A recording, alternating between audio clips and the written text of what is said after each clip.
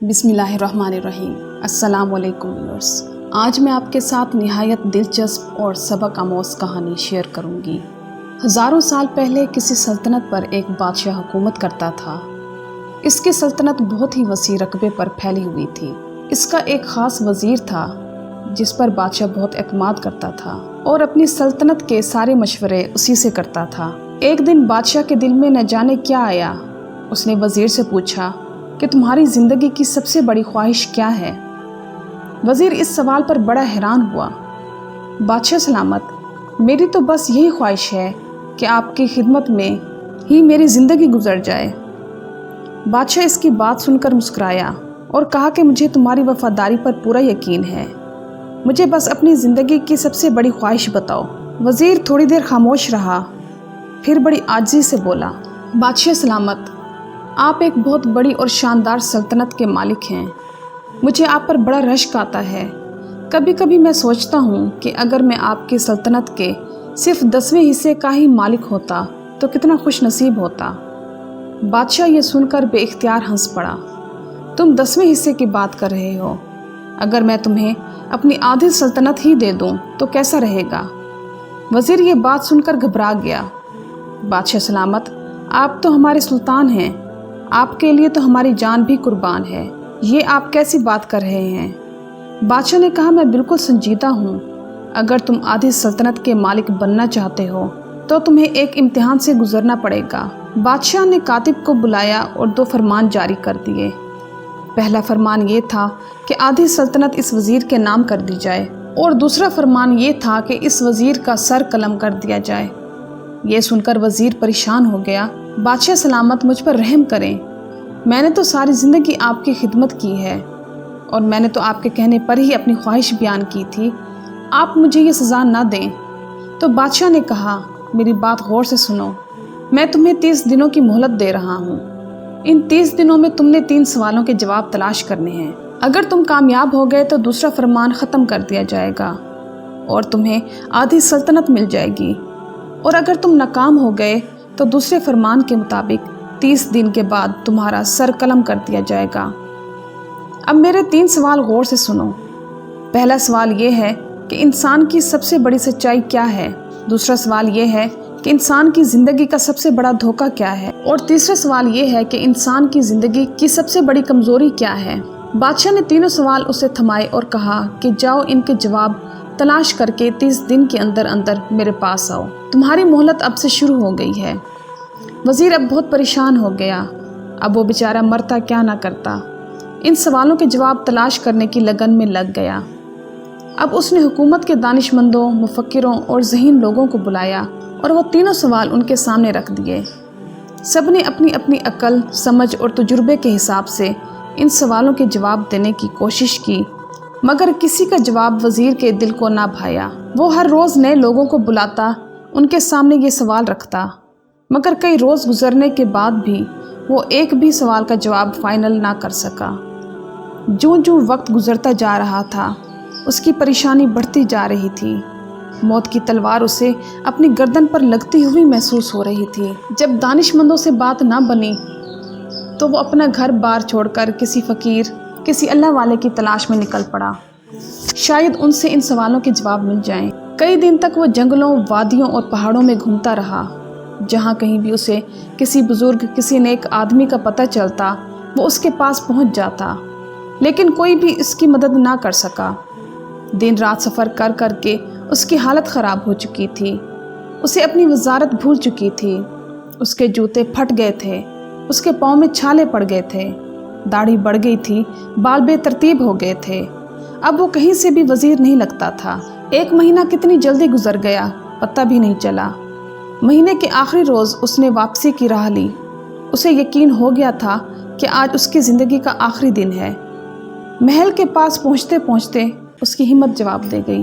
वो थोड़ा आराम करने के लिए एक दरख्त की छांव में लेट सा गया। आखिर आप सही जगह पर पहुँच ही गए हैं। उसे एक आवाज़ आई, आपके तीनों सवालों के जवाब सिर्फ मेरे ही पास हैं। ये अल्फाज सुनकर वो बेइख्तियार उछल पड़ा। उसके जिस्म में तो जैसे जान आ गई। उसने पलट कर देखा, वो एक फ़कीर था जो एक दरख्त की छांव में बैठा हुआ था। उसके हाथ में सूखी रोटी थी। जिसे वो पानी में डुबो डुबो कर खा रहा था। उसके करीब ही एक कुत्ता था जो बर्तन में दूध पी रहा था। तुम्हें कैसे पता चला कि मैं सवालों के जवाब ढूंढ रहा हूँ? कौन हो तुम? वज़ीर ने पूछा। वो फ़कीर मुस्कुराया और उसने अपनी बोसीदा सी चादर उठाई जिस पर वो बैठा हुआ था। उस चादर के नीचे एक इंतहाई बेशकीमती लिबास था जो बादशाह के इंतहाई मुकर्रब लोगों को ही मिलता था। जनाब, एक वक्त था कि मैं भी आपकी तरह बादशाह का इंतहाई करीबी वज़ीर था और मुझसे भी वही गलती हो गई थी जो आपने की है। अच्छा, तो तुम भी सवालों के जवाब तलाश नहीं कर सके थे, मगर बादशाह ने तुम्हें ज़िंदा कैसे छोड़ दिया? वज़ीर ने पूछा।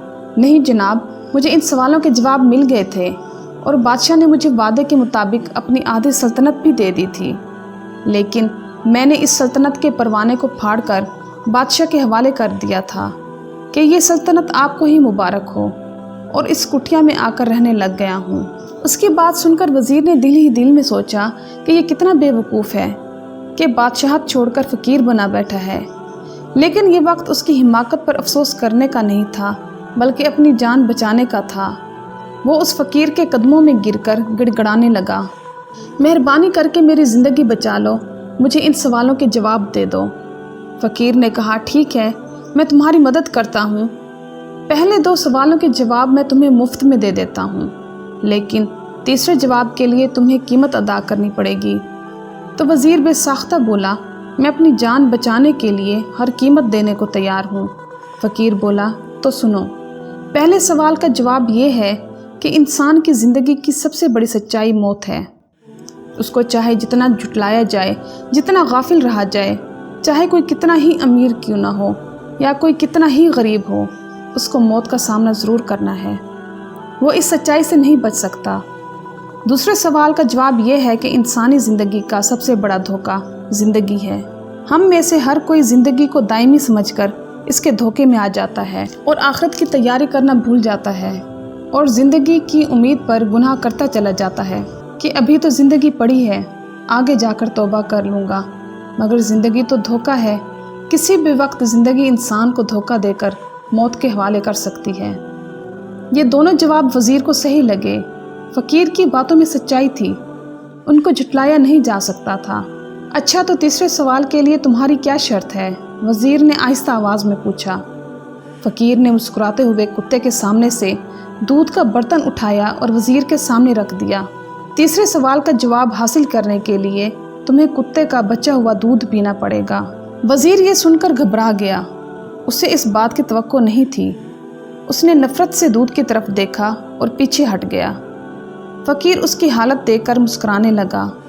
तुम्हारे पास अब 2 ही रास्ते हैं, वो सामने महल का दरवाज़ा यानी तुम्हारी मौत का दरवाज़ा। जाओ और शाही जल्लाद तुम्हारा सर तन से जुदा कर देगा।